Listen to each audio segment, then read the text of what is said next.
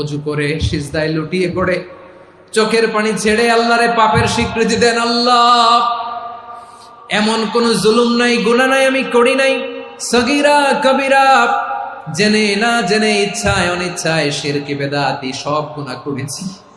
আল্লাহ, আকাশের নিচে জমিনের উপরে আমার চেয়ে বড় গুনাহগার আর কেউ নাই। চোখের পানি ছেড়ে আল্লাহরে বলেন, আল্লাহ, আমি ছাড়া তোমার গোলামের অভাব নাই, তুমি ছাড়া আমার দ্বিতীয় কোনো রব নাই, তুমি ছাড়া তো কেউ আমার গুনাহ ক্ষমা করার নাই, তুমি আমার রব, তুমি আমার সব। বলতে পারবেন? এই তাকরীর আমার পটুয়াখালীর ভাই, এই স্বীকৃতিটা দেখতে আল্লাহ বড্ড ভালোবাসে, কারণ আমরা সবাই গুনাহগার, আমরা সবাই কি? বিশ্বনবী বলেন, কুল্লুকুম খাত্তাউন, বানি আদম, তোমরা সবাই পাপী। সবাই কি? সবাই পাপী। আমরা সবাই পাপী, আপন পাপের বাটখারা দিয়ে অন্যের পাপ মাপি। আমরা যে পাপী এটা ভাবতে মনে চায় না কারো, খালি অন্যের পাপ দেখি আমরা, এটা ভুল। ওর এই পাপ, ও পাপী, ও জালেম, ও জাহান্নামী, এরকম একটা টেন্ডেন্সি। আমার যে কি হালাত এটার খেয়াল নাই। খেয়াল করতে হবে যে আমি সবচেয়ে বড় পাপী, ঠিক কিনা বলেন? পাপ করি না এমন কেউ আছি? হ্যাঁ, আছি। কেউ না জানলেও জানে কে আমার পাপের ঘটনা? পৃথিবী না জানুক আমি তো জানি, আমি কি পাপ করেছি। হায় ও আমার কলিজার টুকরা ভাইয়েরা, মাথাটাকে নিচু করে জীবনের সব গুনার ফিরিস্তিগুলো একটা একটা করে স্বীকার করে আল্লাহরে বলেন, আল্লাহ, আমি পাপী। আল্লাহ, আমার চেয়ে বড় পাপী এই দুনিয়াতে কেউ নাই। আকাশের নিচে জমিনের উপরে আমার চেয়ে বড় পাপী কেউ নাই। একটা একটা করে আল্লাহ স্বীকার করি আমি পাপী। সব পাপের স্বীকৃতি দিলাম।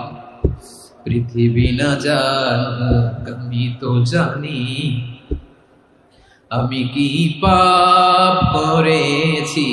হায় আমার পাপের করলে বিচার, বাঁচার আমার নাই উপায়।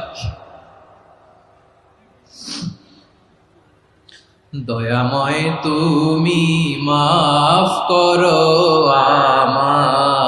আমায়, মাফ করো আমায়। আল্লাহ তাআলা যদি দয়া করে আমাদেরকে মাফ না করে, আমাদের বাঁচার কোনো উপায় নাই। আপনি কি ভেবেছেন আপনার নামাজ দিয়ে আপনি জান্নাতে যাবেন? আপনি তাহাজ্জুদ গুজার, সেজদা দিতে দিতে কপালে দাগ ফেলেছেন, এটা আপনারা জান্নাতে নেবে না। আপনি এলাকার সবচেয়ে বড় হাতেম তাই দানশীল, এই দানের ভরসায় বসে আছেন, কুশ্চিন কালো না। আমাদের নামাজ, আমাদের রোজা, আমাদের ইবাদত, এগুলোকে মিজানের পাল্লায় উঠালে কোনো ওজনই হবে না। তবে আমাদের একটা কৌশল জানা আছে, আমরা আল্লাহর রহমতের ভিখারি। আমরা সেদিন আগেই গুনার স্বীকৃতি দিয়ে দেব। আমরা বলবো, আল্লাহ, তুমি প্রশ্ন করার আগে তোমার একটা কথা বলি, আমারে কিছু জিজ্ঞেস করো না, আমি সব করেছি। এমন কোন পাপ নাই যে পাপ আমারে দিয়ে হয় নাই। তোমার রহমত দিয়ে তুমি জান্নাতে পাঠাবা, তোমার দয়ায় জান্নাতে যেতে চাই, আমল দিয়ে না। পারবেন বলতে? কিয়ামতের দিন আমরা বলবো, আল্লাহ, আমার আমল দিয়ে জান্নাত চাই না, আমি তোমার দয়া দিয়ে জান্নাত চাই। তোমার দয়া ছাড়া আমার কোনো উপায় নাই।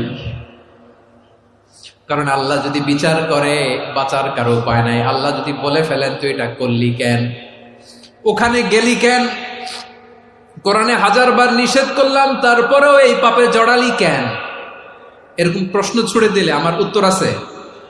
বাঁচার কোনো উপায় আছে? রোজ হাসরে হে আল্লাহ আমার করুণা বিচার, আল্লাহ করুণা বিচার। বিচার চাহি না তব দয়া চাহি, এ গুনাহগার, করুণা বিচার। আপনার আমল দিয়ে জান্নাতে যাবেন? কি দিয়ে যাবেন? আল্লাহর দয়া দিয়ে। আল্লাহর রহম আর দয়া ছাড়া কেউ জান্নাতের চেহারাও দেখতে পাবে না। চাইবো একজন সত্তার কাছে, আওয়াজ করে বলুন তিনি কে? একজন সত্তার কাছে চাইবে, বিশ্বনবী উনার চাচাতো ভাই আব্দুল্লাহ ইবনে আব্বাস রাদিয়াল্লাহু তাআলা আনহুকে বললেন, ইয়া আব্দুল্লাহ ইবনে আব্বাস, হে আব্দুল্লাহ ইবনে আব্বাস, ইদা সাআলতা ফাসআলিল্লাহ, যখন চাইবে আল্লাহর কাছে যাও। ও আব্দুল্লাহ, যখন চাইবা আল্লাহর কাছে চাও। ওয়া ইদা ইসতাআনতা ফাসতাইন বিল্লাহ, যখন সাহায্য চাইবা আল্লাহর কাছে ফরিয়াদ করো। জেনে রেখো আব্দুল্লাহ, ওয়া'লাম আন্নাল উম্মাতা লাউ ইজতামাআত আলা আন ইয়ানফাউকা বিশাইইন লাম ইয়ানফাউকা ইল্লা বিশাইইন ক্বাদ কাতাবাহু আল্লাহু লাক। ও আব্দুল্লাহ, জেনে রেখো, মনে রেখো, গোটা বিশ্বের সবাই মিলে যদি তোমার উপকার করতে চায় ততটুকুই তারা করতে পারবে যতটুকু আল্লাহ তোমার নসিবে সেটা লিখে রেখেছে। ঠিক